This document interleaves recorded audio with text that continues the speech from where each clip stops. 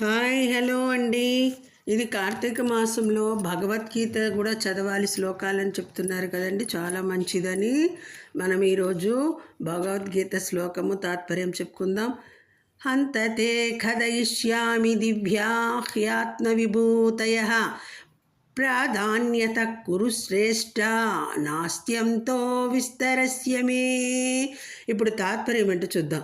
ఈ శ్లోకం ద్వారా శ్రీకృష్ణుడు తన దివ్య విభూతులను అంటే విశ్వవ్యాప్త శక్తుల రూపాలను అర్జునునికి వివరించబోతున్నాడు.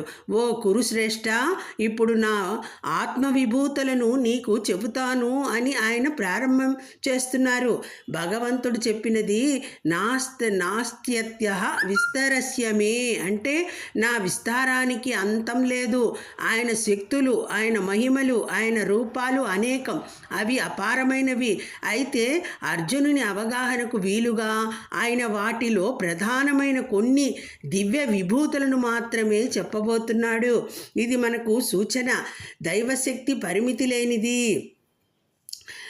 మనం చూస్తున్న ప్రకృతి, నక్షత్రాలు, పర్వతాలు, సముద్రాలు, సూర్యుడు, చంద్రుడు, ఇవన్నీ ఆ భగవత్శక్తి ప్రతిరూపాలే.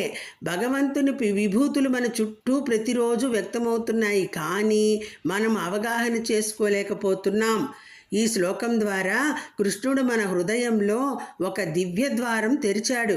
దైవాన్ని ఎక్కడో దూరంలో కాదు, ప్రతి రూపంలో, ప్రతి అణువులో చూడమని ఆహ్వానమిస్తున్నాడు. భగవంతుడు అనంతుడు, ఆయన విభూతులు సర్వత్రా విస్తరించి ఉన్నాయి. అవగాహన చూపే నిజమైన జ్ఞానం అని చెప్తున్నాడండి కృష్ణుడు.